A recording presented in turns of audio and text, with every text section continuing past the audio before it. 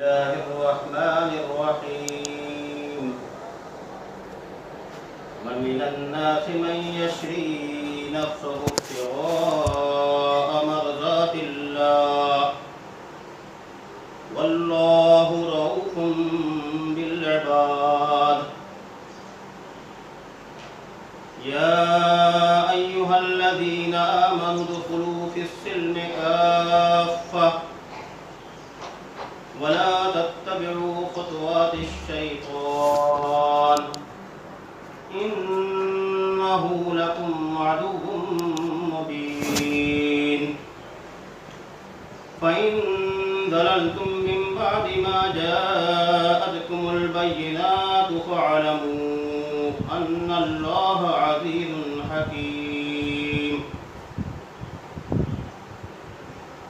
هل ينظرون إلا أن يأتيهم الله في ظلل من الغمام والملائكة وقضي الأمر وإلى الله ترجع الأمور سل بني إسرائيل كم آتيناهم من آية بينة ومن يبدل نعمة الله من بعد ما جاءته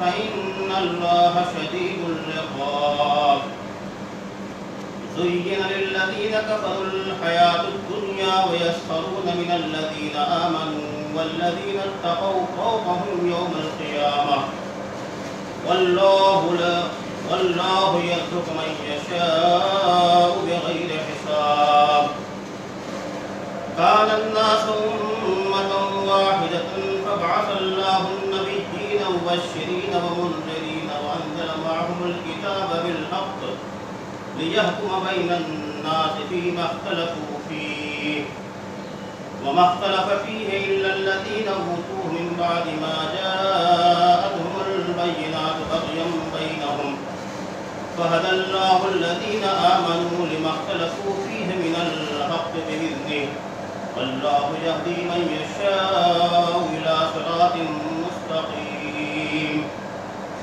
أم حسبتم أن تدخلوا الجنة ولما يأتكم مثل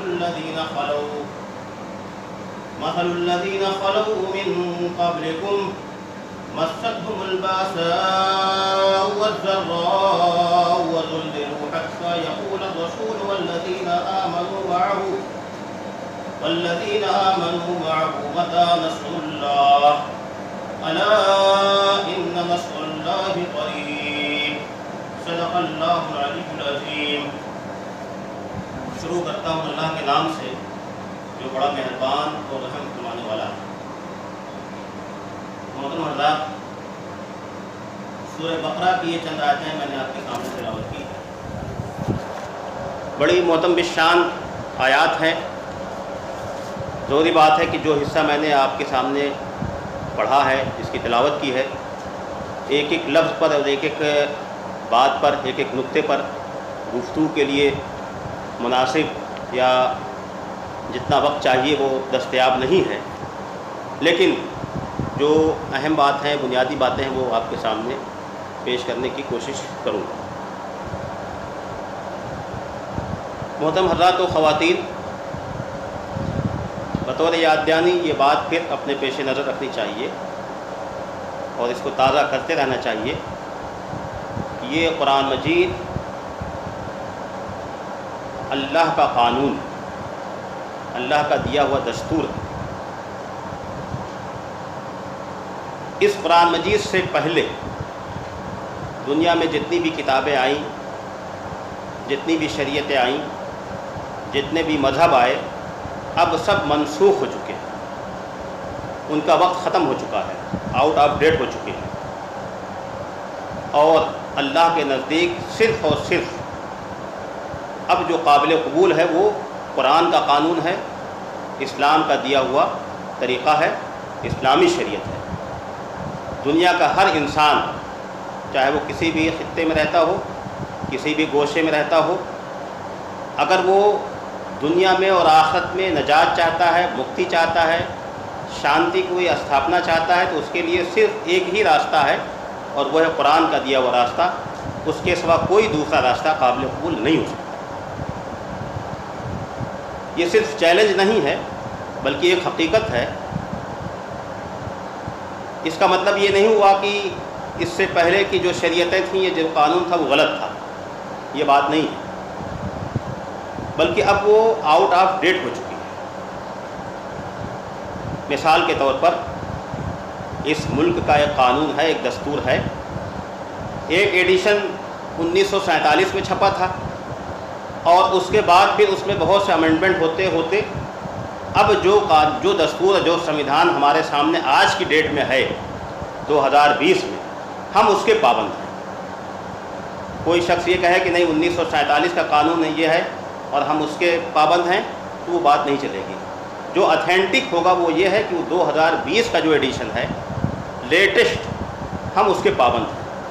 جیسے جماعت اسلامی ہند کا ایک دستور ہے، ایک دستور 1941 میں بنا تھا، اس کے بعد 1947 میں بنا، اس میں امینڈمنٹ ہوئے، ترمیم ہوئی، 1950 میں چھپا، اور پھر کرتے کرتے آخری جو ہے وہ ہمارے پاس 2017 کا چھپا ہوا ہے، 2020 کا بھی ایڈیشن آ گیا ہے۔ تو اب جب بھی دستوری بات کی جائے گی تو وہ 2020 کا ایڈیشن اپنے سامنے رکھ کر بات کی جائے گی۔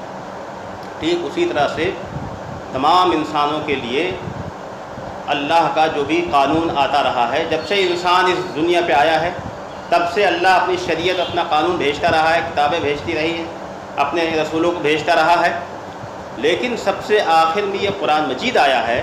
اس لیے تمام دنیا کے انسان، ہر انسان اس قرآنی قانون کا پابند ہے اگر وہ اپنی نجات چاہتا ہے۔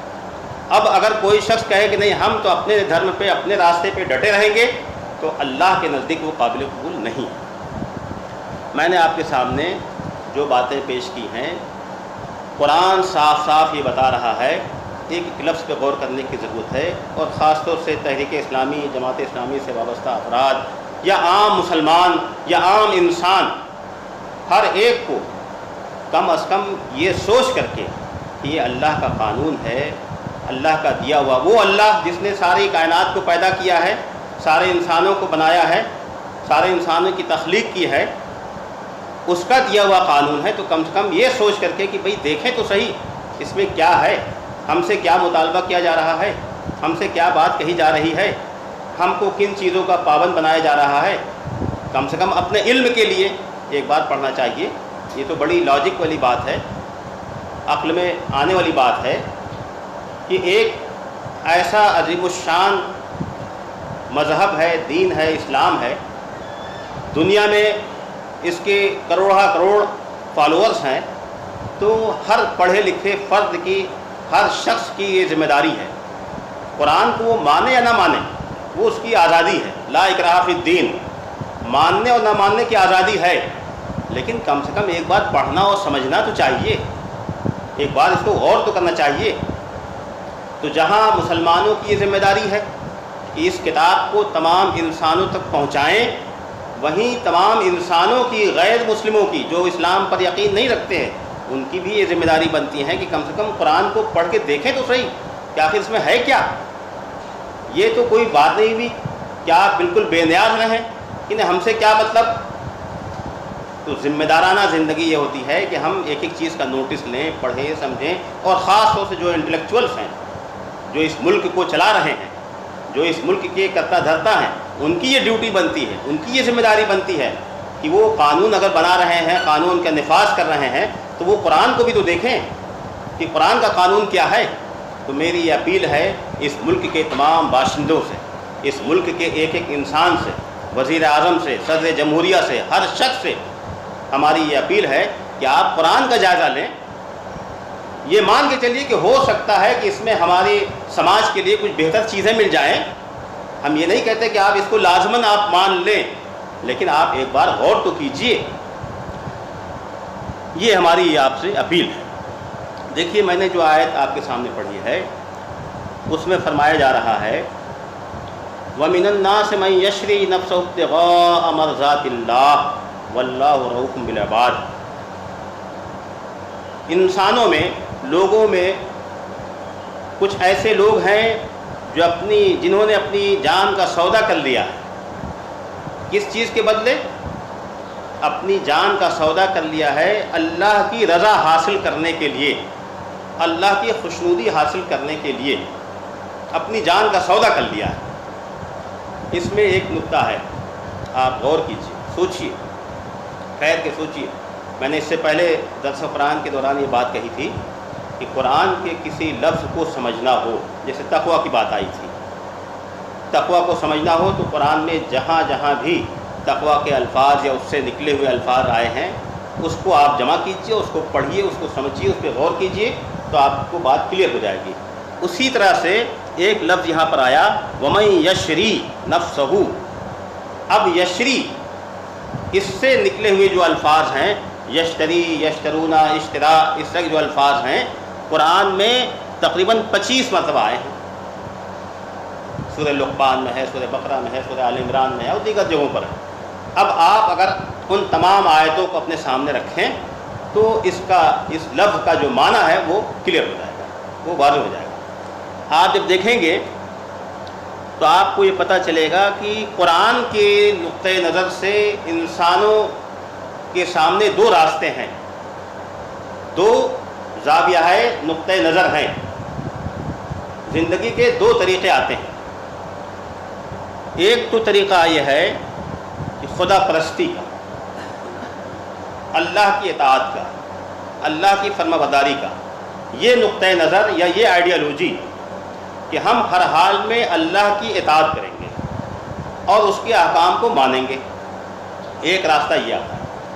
اور دوسرا راستہ ہے دنیا پرستی کا کہ ہمیں آخرت سے اور اللہ سے کوئی لینا دینا نہیں ہے، ہمارے سامنے صرف دنیا ہے۔ تو انسان کی جو آئیڈیالوجی ہوتی ہے اور جو اس کا نقطۂ نظر ہوتا ہے اسی کے مطابق وہ طریقہ اختیار کرتا ہے اور پھر اسی کے مطابق اس کی پوری زندگی کا ڈھانچہ بنتا ہے، اسی کے مطابق سماج تشکیل پاتا ہے۔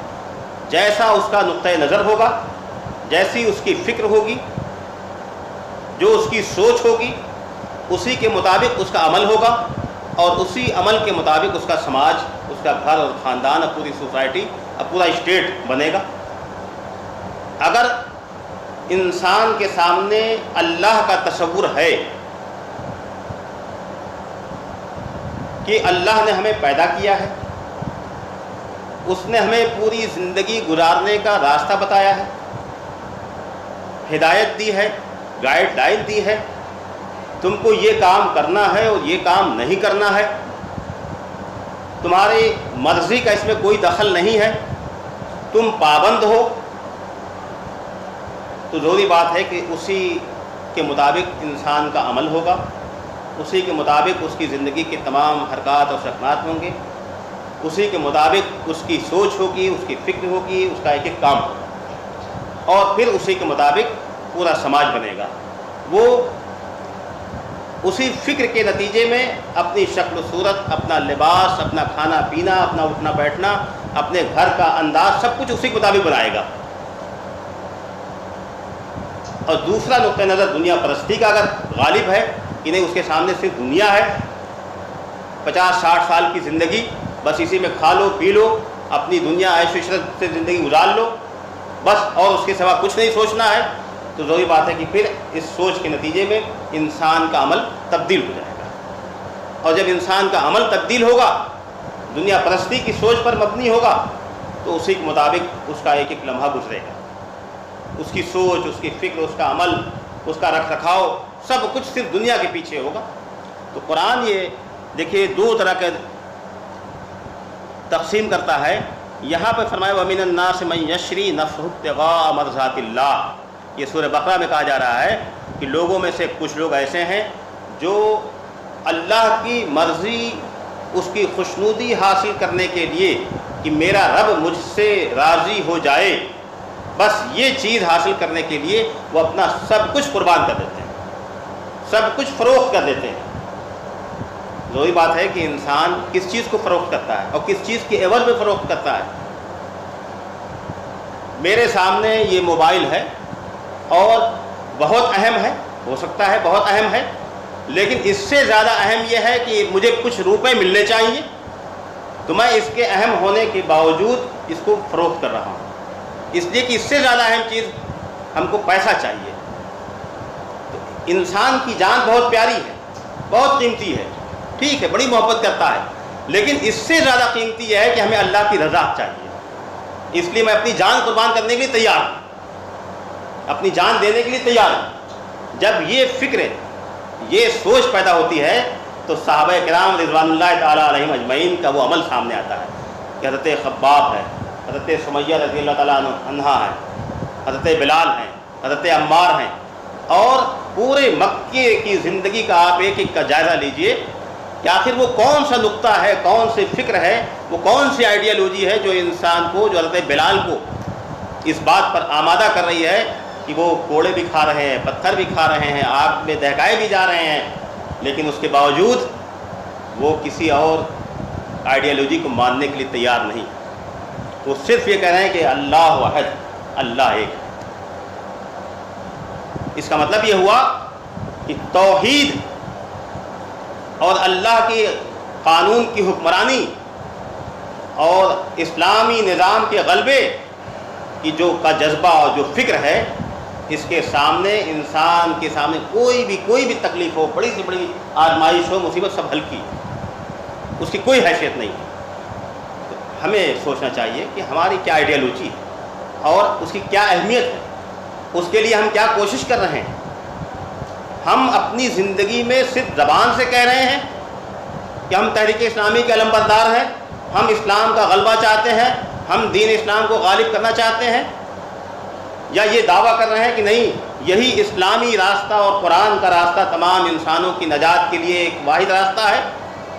یہ صرف ہم زبان سے کہہ رہے ہیں یا واقعی ہمارا عمل بھی اس کے مطابق ہے؟ اس پہ غور کرنا چاہیے۔ تو فرمایا وَمِنَ النَّاسِ مَن يَشْرِي نَفْسَهُ ابْتِغَاءَ مَرْضَاتِ اللَّهِ وَاللَّهُ رَءُوفٌ بِالْعِبَادِ۔ دیکھیے قرآن کے ایک ایک لفظ پہ غور کیجیے۔ تحریک اسلامی سے آپ حضرات وابستہ ہیں، اول روز سے ہماری بنیاد قرآن و سنت ہے، تو ہماری یہ ذمہ داری بنتی ہے کہ ہم قرآن مجید کا مطالعہ کریں، قرآن مجید کی تلاوت کریں، قرآن مجید کو پڑھیں اور اس کی ایک ایک آیت پر سوچیں، غور کریں۔ ایسا نہ ہو کہ جماعت اسلامی سے وابستگی کو 40 سال 50 سال گزر گئے اور نہ ہمیں تلاوت کرنا آتا ہے، نہ تفہیم القرآن پڑھ سکتے ہیں، نہ کوئی اردو کتاب پڑھنی آتی ہے، پڑھنے مطالعے کا کوئی ذوق ہی نہیں ہے۔ تو دراصل قرآن کا مطالعہ، اسلامی لٹریچر کا جو مطالعہ ہے نا، اور جماعت اسلامی نے اتنا لٹریچر تیار کیا ہے، اتنا لٹریچر تیار کیا ہے کہ آپ اگر اس پہ غور کریں تو لگے کتنا بہت بڑا سرمایہ ہے۔ ایک ایک پہلو پر اسلام کا معاشی نظام، اسلام کا سیاسی نظام، اسلام کا خاندانی نظام، اسلام کا آئلی نظام، ایک ایک پہلو پر اتنے لٹریچر ہیں کہ آپ اس کو پڑھیں، اس پہ غور کریں تو آپ کو معلوم ہوگا کہ واقعی کتنا بڑا کام کیا ہے۔ یہ ہماری محرومی ہوگی، یہ ہماری محرومی ہوگی کہ ہم اس سے استفادہ نہ کریں۔ اس لیے میں ایک بات کی اپیل اور کرنا چاہوں گا کہ آپ اپنے اس سرمایہ سے فائدہ اٹھائیں۔ تحریک اسلامی نے آپ کے لیے اتنی سامان فراہم کر دیے ہیں، اتنا سرمایہ دے دیا ہے کہ ہم میں سے ہر فرد کو اس بات کی کوشش کرنی چاہیے کہ اس سے فائدہ اٹھائیں۔ دیکھیے اس میں کہا وَمِنَ النَّاسِ مَن يَشْرِي نَفْسَهُ ابْتِغَاءَ مَرْضَاتِ اللَّهِ، کہ لوگوں میں سے ایک گروہ ایسا ہے، کچھ لوگ ایسے ہیں جو اپنی جان کا سودا کیے ہوئے ہیں، اپنی جان کا سودا کرتے ہیں اللہ کی رضا حاصل کرنے کے لیے، اللہ کی خوشنودی حاصل کرنے کے لیے۔ اور پھر اس میں یہ بات پوشیدہ ہے کہ ضروری بات ہے کہ جب اللہ کی رضا حاصل کرنے کے لیے اپنی جان کو قربان کرتے ہیں تو یہ کوئی آسان راستہ نہیں، یہ کوئی ایسی بات نہیں بس ایک جملہ ہم نے کہہ دیا اور بات پوری ہو گئی، ایسے نہیں۔ بڑی مشکلات ہیں، بڑی آزمائشیں ہیں، بڑی سختیاں ہیں۔ اسلام کے راستے میں جب آپ چلیں گے تو آزمائشیں آئیں گی ہی آئیں گی، یہ پھولوں کی سیج کا راستہ نہیں۔ کچھ لوگ چاہتے یہ ہیں کہ ہم اسلام کا نام بھی لیں، اسلام کے علمبردار بھی ہوں اور ذرا سا کانٹا بھی نہ چبھنے پائے، کوئی تکلیف بھی، کوئی قربانی بھی نہ دینی پڑے. اپنی منزل ڈھونڈ رہے ہیں ٹھنڈی ٹھنڈی چھاؤں میں. شاعر نے کہا ہے کہ اپنی منزل ڈھونڈ رہے ہیں ٹھنڈی ٹھنڈی چھاؤں میں. ہم چاہتے ہیں کہ مسلمان کامیاب ہو، مسلمان کا غلبہ ہو، اسلامی نظام قائم ہو، یہ سب تصور ہے، لیکن کسی طرح کی قربانی دینے کے لیے تیار نہیں. جہاں ذرا سا آزمائش کا نام آیا، جہاں ذرا سا خوف محسوس ہوا، لرزہ بر اندام ہو گئے، ڈر گئے، خوف کھا گئے. یہ بزدلی. اور مولانا مودودی علیہ رحمہ نے کہا ہے کہ یہ شریعت بزدلوں کے لیے نہیں ہے، اسلامی شریعت بزدلوں کے لیے نہیں ہے. یہاں حوصلہ چاہیے، جرأت چاہیے، ہمت چاہیے، اور کسی طاقت کا کوئی خوف نہیں سوائے اللہ کے. جب یہ تصور ہوگا اور اس کے مطابق ہمارا عمل ہوگا کہ ہزار آزمائشیں آئیں، سختیاں آئیں، جیسی بھی قربانیاں دینی پڑے، ہم اس کے لیے تیار. تو فرمایا کہ جو لوگ اللہ کی رضا حاصل کرنے کے لیے اپنی جانوں کا سودا کرتے ہیں تو ضروری بات ہے کہ انہیں آزمائشوں سے، مشکلات سے، سختیوں سے، مصیبتوں سے گزرنا پڑے گا، لازماً گزرنا پڑے گا. اس سے نجات نہیں ہے. کچھ لوگ یہ سوچتے ہیں کہ نہیں، اس کے بغیر بھی کام چل سکتا ہے، لیکن پورا قرآن پڑھ جائیے، پوری سیرت پڑھیے، انبیاء کی سیرت پڑھیے، کہیں ایسا نہیں ہے. آزمائش تو آئیں گی ہی آئیں گی، کم زیادہ ہو سکتی ہیں، لیکن آزمائش آئیں گی. فوراً اللہ تعالیٰ فرماتا ہے واللہ رؤوف بالعباد. اللہ تعالیٰ اپنے بندوں کے لیے بڑا مہربان ہے، بڑا نرم ہے، بڑا ہمدرد ہے. اگر وہ تمہیں سختیوں سے اور آزمائشوں سے گزار رہا ہے تو اس کا مطلب یہ نہیں ہوا کہ وہ خدا نخواستہ ظالم ہے، بلکہ وہ امتحان لینا چاہتا ہے. قرآن مجید میں دوسرے جگہ فرمایا کہ ہم تمہیں ضرور بھی ضرور آزمائیں گے. وَلَنَبْلُوَنَّكُمْ بِشَيْءٍ مِّنَ الْخَوْفِ وَالْجُوعِ وَنَقْصٍ مِّنَ الْأَمْوَالِ وَالْأَنفُسِ وَالثَّمَرَاتِ وَبَشِّرِ الصَّابِرِينَ الَّذِينَ إِذَا أَصَابَتْهُمْ مُصِيبَةٌ قَالُوا إِنَّا لِلَّهِ وَإِنَّا إِلَيْهِ رَاجِعُونَ. تو آزمائشیں تو آنی ہی آنی ہیں. جان و مال کی آزمائش، کاروبار کی آزمائش، تجارت کی آزمائش، ہر طرح سے آزمائش. آپ دیکھیے، آپ اپنی دکان پہ بیٹھے ہیں، آج کے ماحول میں کاروبار کر رہے ہیں، اسلامی شریعت کے مطابق کاروبار کیجئے، دیکھیے آزمائش آئے گی. آپ لوگ کہتے ہیں کہ کاروبار ہے، بھائی جھوٹ تو بولنا ہی پڑے گا. یہی تو آزمائش ہے کہ آپ کاروبار کیجئے اور جھوٹ نہ بولیے، پھر دیکھیے کیسی آزمائش ہے. تو قرآن کا راستہ، اسلام کا راستہ آزمائش کا ہے. دوسری جگہ کہا گیا کہ دوسرے کون لوگ ہوتے ہیں؟ وَمِنَ النَّاسِ مَن يَشْتَرِي لَهْوَ الْحَدِيثِ لِيُضِلَّ عَن سَبِيلِ اللَّهِ. اور دوسرے کچھ لوگ ایسے ہوتے ہیں جو دنیاوی زندگی، کھیل کود، اس کے لیے سودا کر لیتے ہیں، اور ان کا مقصد یہ ہوتا ہے کہ اللہ کی شریعت سے، اللہ کے راستے سے لوگوں کو بھٹکا دیں. انسانوں کے دو گروہ، ایک کا ذکر یہ کہ وہ اللہ کی رضا کی خاطر جیتے اور مرتے ہیں، اور کچھ لوگ ایسے بھی ہوتے ہیں جو صرف اور صرف دنیا کی زندگی کے لیے جیتے اور مرتے ہیں. بس ہماری دنیا بن جائے، آخرت کا کوئی تصور نہیں. تو آپ پہلے دو گروہوں کو اپنے سامنے رکھیں. ایک یہ گروپ ہے اور ایک یہ گروپ ہے. ایک کی آئیڈیالوجی یہ ہے کہ وہ خدا کو مانتے ہیں، خدا پر یقین رکھتے ہیں، اور دوسرے کی آئیڈیالوجی ہے کہ خدا کا کوئی تصور نہیں ہے، خدا کا تصور ہے تو بہت کمزور سا ہے. ایک کہتے ہیں کہ ہاں خدا ہے، لیکن اس کے بہت سے شریک ہیں، بہت سے اس کے مددگار ہیں، اور ہم گناہ کریں گے تو وہ معاف کرا دیں گے. اور طرح طرح کے تصورات آپ کے سامنے واضح ہیں. تو سورہ لقمان میں اس بات کی وضاحت کی گئی کہ کچھ لوگ ایسے بھی ہیں، اور بھی جگہوں پہ جیسے میں نے بتایا کہ 25 مقامات پہ اس طرح کے الفاظ آئے ہیں، اور دوسری بھی جگہوں پہ دوسرے الفاظ میں بات کہی گئی ہے کہ یہ دو نقطۂ نظر ہیں. تو تحریک اسلامی سے وابستہ اور تمام مسلمانوں کو اور تمام انسانوں کو اس بات پر غور کرنا چاہیے کہ ہمارا نقطۂ نظر کیا ہے، خدا پرستی ہے یا دنیا پرستی. ایک بات تو یہ. اس کے بعد دیکھیے دوسری بات کیا کہی گئی.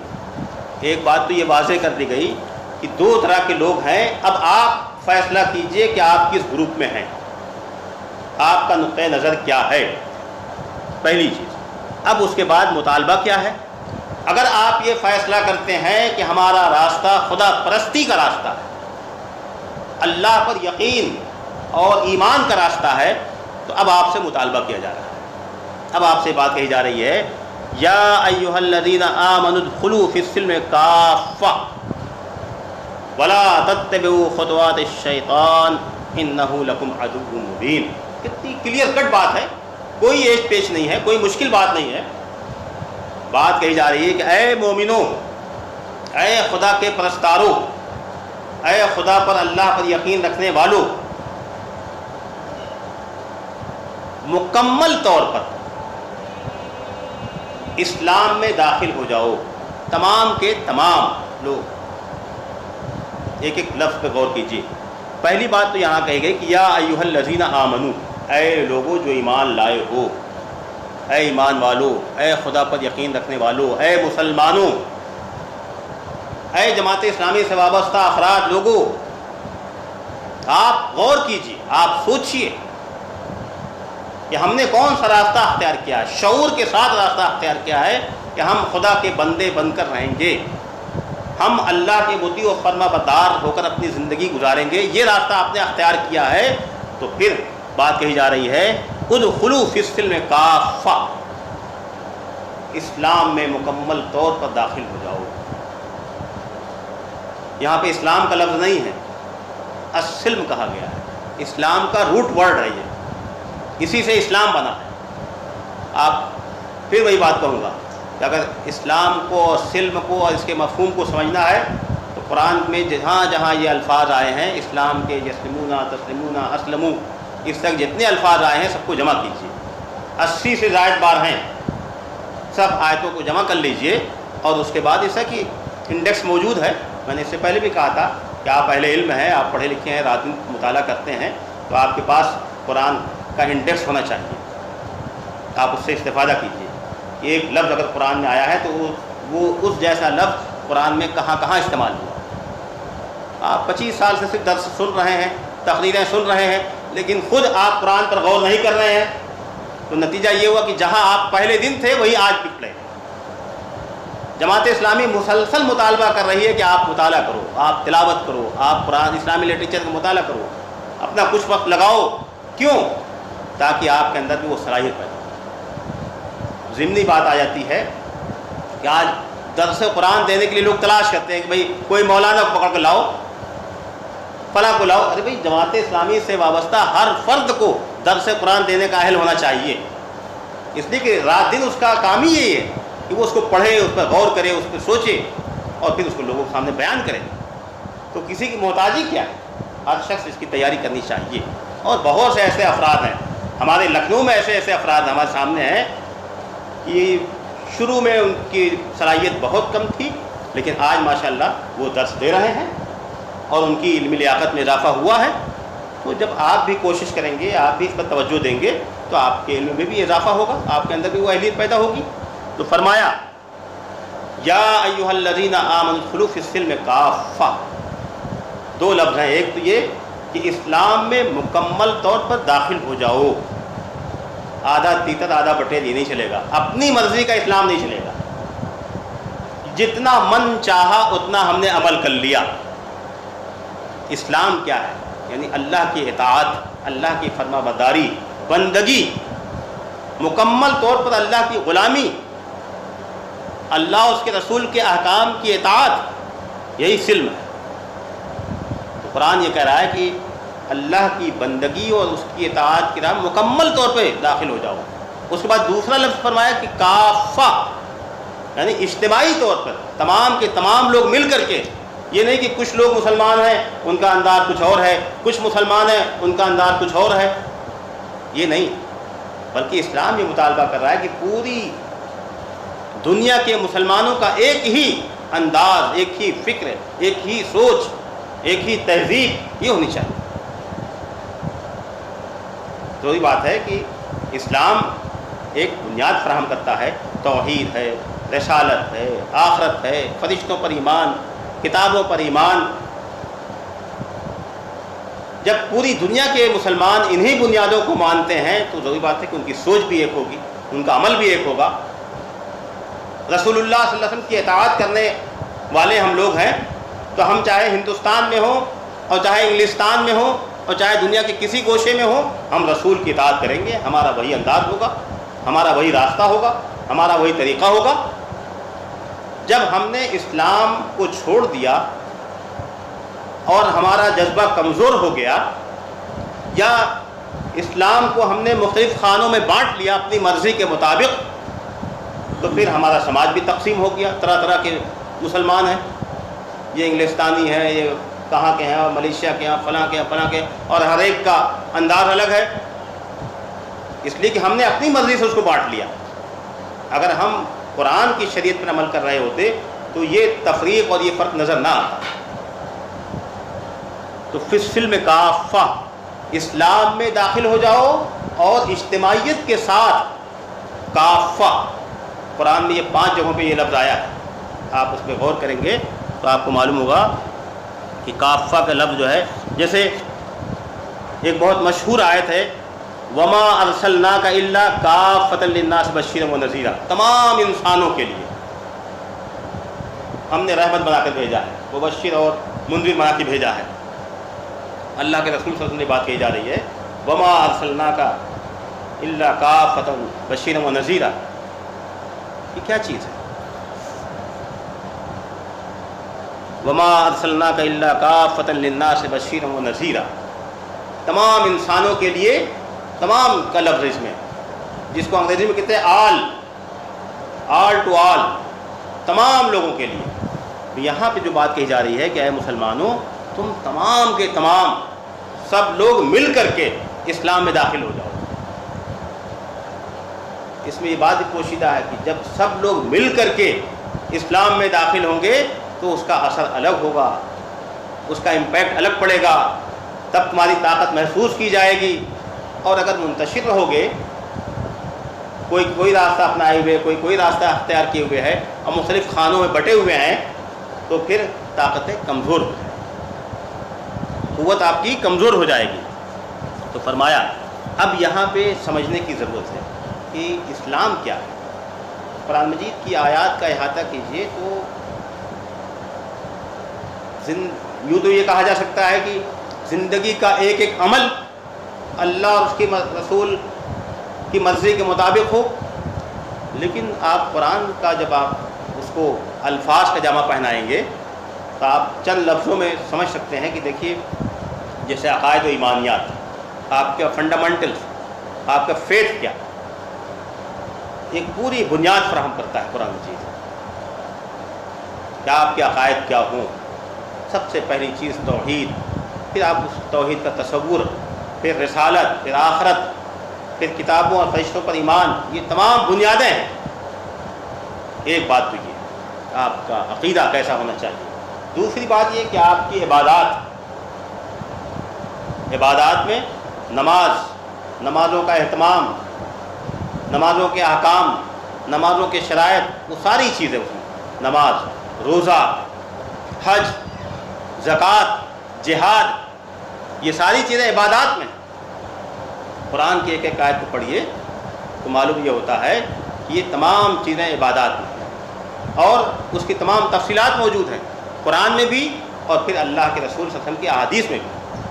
اب اس پہ غور کیجیے کہ نماز کے کیا تقاضے ہیں، روزہ کے کیا آداب ہیں، زکوٰۃ کے سلسلے میں ہماری کیا ذمہ داری ہے، حج کے سلسلے میں کیا احکام ہیں، جہاد سے کیا مفہوم ہے اور اس کا کیا مطلب ہے، اور ہمیں کیسا جہاد کرنا ہے، کیا جہاد کرنا ہے.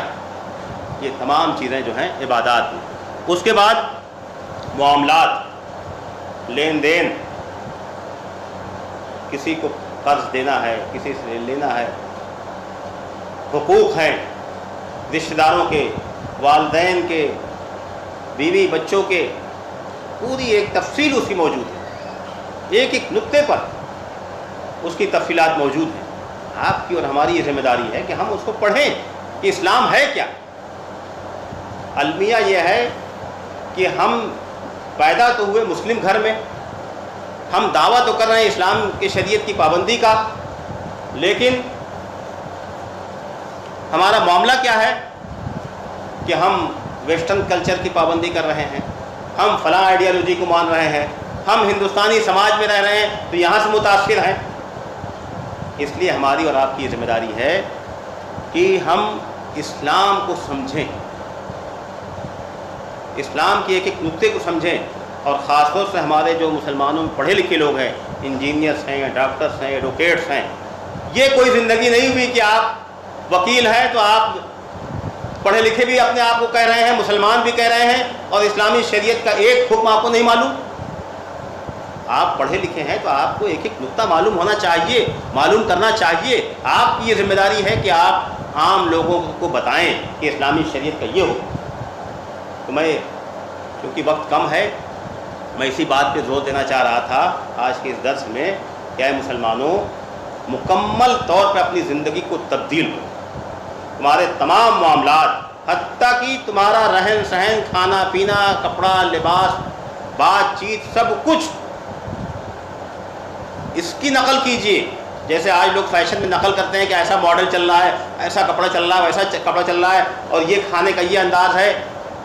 آپ اس کی نقل کیجئے کہ رسول اللہ صلی اللہ علیہ وسلم کا کیا طریقہ تھا، آپ کیسے رہتے تھے، آپ کیسے کھانا کھاتے تھے، آپ کیسا لباس پہنتے تھے۔ تعویلیں مت کیجیے۔ ہم لوگوں نے تعویلیں کرنا شروع کر دی، اپنے نفس کی، اپنے خواہشات کی ہم پابندی کرنے لگے، اور اسلامی شریعت کو پیچھے چھوڑ دیا، اور پھر ہم اس کو جدت پسندی کا، ماڈرنزم کا نام دیتے ہیں۔ کہتے بھائی زمانہ تبدیل ہو رہا ہے، زمانہ تبدیل ہو رہا ہے، اور زمانے میں کی ہم قیادت کر سکتے ہیں، زمانے میں ہم پیش رہ سکتے ہیں اسلامی شریعت کو اپنے ہاتھوں میں لے کر کے۔ تو یہ ہماری سوچ ہونی چاہیے۔ ہم چاہتے یہ ہے کہ موجودہ جو سانچہ ہے، ڈھانچہ جو ہے، اس میں اسلام کو کیسے فٹ کر دیں۔ یہ سوچ غلط ہے۔ جب آپ کی یہ سوچ ہوگی کہ موجودہ ماحول میں اسلام کو کیسے ایڈجسٹ کریں، تو وہی بات ہے کہ آپ کو اسلامی تعلیمات میں کاٹ چھانٹ کرنی پڑے گی۔ لیکن آپ کی جب سوچ یہ ہوگی کہ نہیں، موجودہ ماحول کو بدلنا ہے، پوری دنیا کو بدلنا ہے، اور اسلام کا سانچہ ڈھالنا ہے، تب آپ کی سوچ الگ ہوگی۔ تب آپ اسلام کی تعلیمات میں کاٹ چھانٹ نہیں کریں گے، بلکہ دنیا کو بدلنے کے لیے آپ جدوجہد کریں گے۔ تو آپ کی اور ہماری سوچ یہ ہے، اور ہم اسی کے مکلف ہیں۔ ہماری یہی ذمہ داری ہے کہ ہم اسلامی تعلیمات میں کوئی ہیلا اور بہانہ نہ بنائیں۔ لوگ یہ پوچھتے ہیں کہ موجودہ ماحول میں یہ بتائیے کہ سود لے سکتے ہیں کہ نہیں لے سکتے ہیں۔ دنیا کا نظام آپ بنائیے، اس بات کی سوچئے کہ دنیا کا نظام کیسے تبدیل ہو جائے کہ اسلام کا سیدھا سیدھا جو حکم ہے وہ کیسے نافذ ہو۔ تو اپنی سوچ کو بدلیے، اپنے ایٹیچیوڈ کو بدلیے، اور جب سوچ بدلے گی، آپ کی فکر بدلے گی کہ ہمیں ہر حال میں قرآن پر، سنت پر عمل کرنا ہے، اس میں کوئی کمی بیشی نہیں کرنی ہے، بلکہ اسی کے مطابق ماحول کو، سماج کو اور ریاست کو بنانا ہے، تب ایک ماحول بنے گا۔ اور وہی بات ہے کہ اس کے لیے قربانیاں دینی ہوں گی، آزمائشیں آئیں گی۔ اللہ تعالی ہم سب کو کہنے سے زیادہ عمل کرنے کی توفیق عنایت فرمائے۔ وآخر دعوانا الحمد للہ رب العالمین۔